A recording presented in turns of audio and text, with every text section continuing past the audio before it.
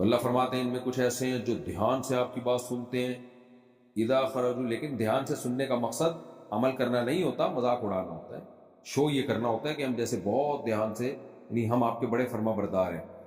اور حتیٰ اذا خرجوا من عندک، یہاں تک کہ جب آپ کے پاس سے باہر نکلتے ہیں، قالوا للذین اوتوا العلم، ان صحابہ سے پوچھتے ہیں جن کو علم دیا گیا ہے، ان سے کیا پوچھتے ہیں؟ ماذا قال آنفا، کیا کہا ہے؟ یعنی ہم نے تو اتنا دھیان سے سنا پھر بھی ہماری سمجھ میں نہیں آیا، تو اس کا مطلب محمد صلی اللہ علیہ وسلم کی باتیں مینٹل لیول سے معاذ اللہ اوپر کی باتیں، اور یہ ہماری سمجھ سے بالا تر ہیں، کوئی سننے کے قابل نہیں ہے باتیں معاذ اللہ۔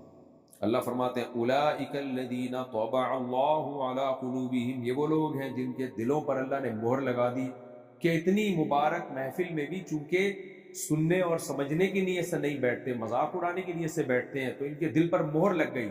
تو اب یہ نبی کا قصور نہیں ہے کہ ان کی سمجھ میں نہیں آ رہا، یہ ان کے دلوں پر مہر ہے اس کا سبب، کہ اتنی واضح نصیحت کی باتیں بھی اب ان کی سمجھ میں نہیں آ رہی ہیں۔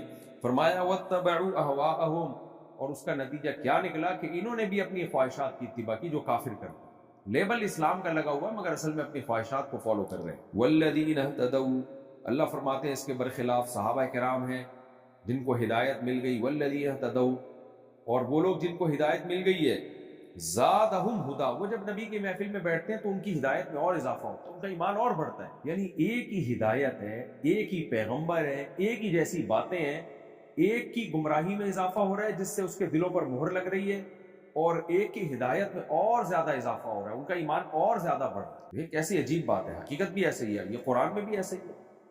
یضل بہ کثیرا ویہدی بہ کثیرا، اللہ کہتے ہیں اس قرآن کے ذریعے بہت سو کو گمراہ کرتے ہیں اور بہت سو کو ہدایت دیتے ہیں۔ ایک ہی کلام ہے بھائی، کچھ گمراہ ہو رہے ہیں، ان کی گمراہی بڑھ رہی ہے، اور کچھ کو ہدایت مل رہی ہے اور ان کی ہدایت بڑھ رہی ہے۔ وجہ اس کی کیا ہے کہ آپ کس نیت کے ساتھ کتاب کو پڑھتے ہیں۔ اگر آپ تنقید برائے تنقید ہی ہے، آپ کے دماغ میں ہی نیگیٹیوٹی ہے، تو آپ کو ہر شخص میں پھر برائی ہی نظر آئے گی۔ جیسے آپ کے بعض اسکالر ہیں، ان کے دماغ میں ہی گوبر بھرا ہوا ہے، ظاہر ہے جب دماغ میں گوبر ہو تو اس کو ہر جگہ بدبو ہی آئے گی۔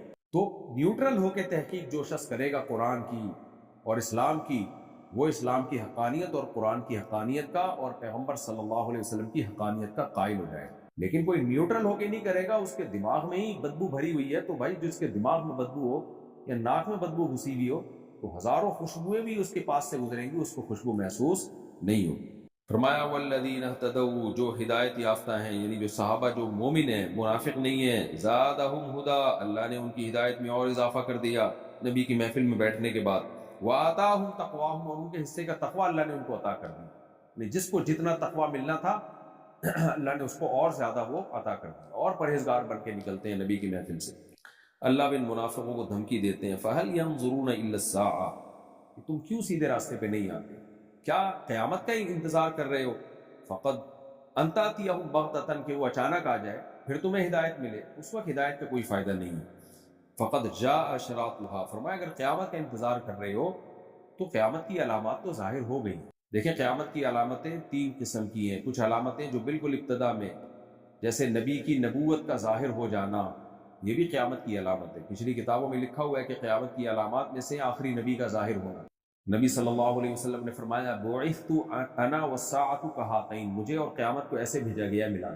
آپ کہہ سکتے ہیں بھائی 1400 سال گزر گئے تو اب تک تو قیامت آئی نہیں ہے۔ بھائی 1400 سال جو آدم علیہ السلام کے زمانے سے لے کے نبی علیہ السلام کا جو وقت ہے، اس کے حساب سے 1400 سال کی کوئی حیثیت ہی نہیں، کچھ بھی وقت نہیں۔ تو ہمارے نبی اور قیامت ساتھ ساتھ ہیں اگر ماضی کے ٹائم کو کاؤنٹ کیا جائے۔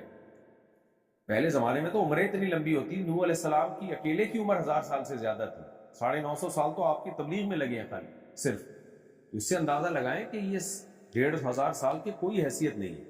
تو اللہ فرماتے ہیں قیامت بھی آنے والی ہے، تو ان کی علامات ظاہر ہو چکی ہیں۔ پہلی علامت نبی صلی اللہ علیہ وسلم کی نبوت کا ظاہر ہونا، تو آخری نبی آ چکے ہیں، اب اس کے بعد قیامت ہی ہے اور کچھ نہیں ہے۔ اور انشقاق قمر، کہ شاید ہو سکتا ہے پچھلی کتابوں میں اللہ نے وعدہ کیا ہو کہ قرب قیامت میں چاند 2 ٹکڑوں میں تقسیم ہوگا، تو وہ نبی صلی اللہ علیہ وسلم کے معجزے کے طور پر 2 ٹکڑوں میں تقسیم ہو چکا ہے۔ تبھی 27ویں پارے میں ہے نا، اقتربت الساعۃ وانشق القمر، یہ قیامت قریب آ چکی ہے اور سورج چاند 2 ٹکڑوں میں تقسیم ہو چکا ہے۔ تو علماء نے علامات جو بیان کی، ایک وہ جو نبی کے دور میں، ایک وہ جو بیچ میں ظاہر ہوں گی۔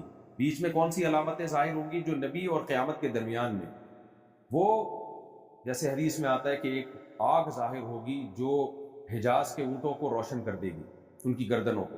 تو علامہ نبی رحمۃ اللہ نے لکھا ہے کہ یہ آگ ظاہر ہو چکی ہے۔ حجاز میں اتنی بڑی آگ ظاہر ہوئی تھی، جس سے بہت بڑی آگ لگی تھی، جس سے جو ہے وہ اونٹوں کی گردنیں دور دور تک اندھیروں میں بھی روشن ہو گئی تھی۔ اس کی تفسیر صحیح مسلم کی شرح میں آپ پڑھ سکتے ہیں، ابھی میں اس کی ڈیٹیل میں نہیں جاؤں گا۔ یہ علامت ظاہر ہو چکی ہے۔ اور کچھ علامتیں ایسی ہیں جو بالکل قیامت کے ساتھ چپکی ہوئی ہوں گی، ان کے بہت تھوڑے عرصے کے بعد قیامت ہوگی۔ وہ ہے حضرت عیسیٰ علیہ السلام کا ظاہر ہونا، دجال کا ظاہر ہونا، سورج کا مغرب سے نکلنا، یاجوج ماجوج کا ظاہر ہونا۔ یہ علامتیں وہ ہیں جو بالکل اینڈ میں آئیں۔ تو اللہ تعالیٰ فرماتے ہیں فَقَدْ جَاءَ أَشْرَاطُهَا فَأَنَّىٰ لَهُمْ إِذَا جَاءَتْهُمْ، بس کہاں سے ہوگی ان کے لیے، اذا جاءتہم، جب یہ قیامت آ جائے گی، ذکراہم، ان کی نصیحت، یعنی پھر ان کی نصیحت ان کے لیے کوئی فائدہ مند نہیں۔ پھر کیا فائدہ نصیحت حاصل کرنے کا؟ قیامت آنے کے بعد یا موت کے بعد توبہ قبول نہیں ہوتی۔ فَاعْلَمْ أَنَّهُ لَا إِلَٰهَ إِلَّا اللَّهُ، بس اے نبی آپ یقین رکھیے کہ اللہ کے سوا کوئی عبادت کے لائق نہیں ہے۔ کیا مطلب؟ یہ منافقوں کے یہ کام ہیں جو یہ کرتے رہیں گے، اور قیامت آ کے حقیقی فیصلہ کر دے گی۔ دنیا میں آپ جو اسلام کا مقصد ہے، سب سے اعلیٰ مقصد ہے، جو اسلام کا ہدف ہے، آپ نے اسی پہ قائم رہیں۔ وہ کیا ہے؟ عقیدہ توحید، اور پھر اللہ کی فرما برداری اسی عقیدہ توحید کی بیس پہ، اللہ کی عبادت۔ فعلم، پس آپ جان لیجئے، یقین رکھیں، اپنا عقیدہ درست رکھیں، انہ لا الہ الا اللہ، کیونکہ یہی تو جنگ تھی مشرکین اور منافقین سے، عقیدے ہی کی تو جنگ تھی، کہ بے شک اللہ کے سوا کوئی عبادت کے لائق نہیں ہے۔ واستغفر لذنبک، اور اپنے گناہوں پر مغفرت مانگی۔ گناہ کا لفظ نبی کی طرف مجازن اس کی نسبت کی گئی ہے۔ میں بار بار اس کو ایکسپلین کرتا ہوں کہ انبیاء سے گناہ نہیں ہو سکتا، لیکن انبیاء کوئی کام خلاف اولا بھی اگر کرتے ہیں تو اس کو گناہ سے تعبیر کیا جاتا ہے، کیونکہ ان کی شان اتنی بلند ہے کہ انبیاء خلاف اولا کام پہ بھی ڈرتے ہیں۔ اس لیے اللہ نے فرمایا، اور نبی کو یہ غم رہتا تھا بھائی اس سے تبلیغ میں کوئی ایسا، تبلیغ کے کام میں ایسا نہ ہو کہ اپنی ذمہ داری پوری نہ کر سکوں، تو اللہ نے فرمایا آپ اپنی کوتاہیوں پہ اللہ سے استغفار کریں، اللہ معاف کرنے والا ہے۔ اگر آپ سے کوئی کوتاہی ہو بھی گئی تو اللہ معاف کر دے۔ وَلِلْمُؤْمِنِينَ وَالْمُؤْمِنَاتِ، اور مومنین اور مومنات کے لیے بھی آپ استغفار کیجیے اللہ تعالیٰ سے، تاکہ ان کو بھی تسلی رہے کہ بھئی ہمارا ہدف صحیح ہے۔ تو اگر ہم سے کوئی کمی کوتاہی ہو بھی گئی تو ہم بھی توبہ کر رہے ہیں اللہ سے، نبی بھی کر رہے ہیں، تو ان کو اور تسلی ہو جائے گی کہ بھئی اللہ معاف کرے گا ہمیں۔ دیکھیں اس سے کتنا پتہ چلتا ہے کہ خوف کا اتنا غلبہ کہ آپ عمل کی موٹیویشن ختم ہو جائے، یہ اسلام میں پسندیدہ نہیں ہے۔ آپ سے اگر کوئی گناہ ہو رہا ہے یا آپ صحیح راستے پہ نہیں چل رہے تو اللہ سے ڈرے ضرور، مگر اتنا ڈرنا کہ مایوسی پھیلے اور موٹیویشن ہی ختم ہو جائے، یہ شریعت میں پسندیدہ نہیں ہے۔ تبھی تو اللہ تسلیاں دیتا ہے، بھائی راستہ صحیح کرو، سمت صحیح رکھو، تو پھر اللہ تم سے مغفرت کے وعدے بھی کر رہا ہے، کمی کوتاہی ہوگی اللہ معاف کرے گا۔ اور نبی کو بھی اللہ تعالیٰ نے حکم دیا کہ مومنین کے لیے آپ مغفرت کی دعا کریں۔ اللہ نے ہمیں تسلی دی کہ فرشتے بھی تمہارے لیے مغفرت کی دعائیں کرتے ہیں۔ یہ صاف یہ بتانے کے لیے چھوٹی موٹی ہوتی رہیں گی، اور کبھی کبیرہ گناہ ہو جائے تو توبہ کرو اور راستہ صحیح رکھو۔ کافر کا تو راستہ ہی صحیح نہیں ہے، ٹریک ہی ٹھیک نہیں ہے اس کا تو۔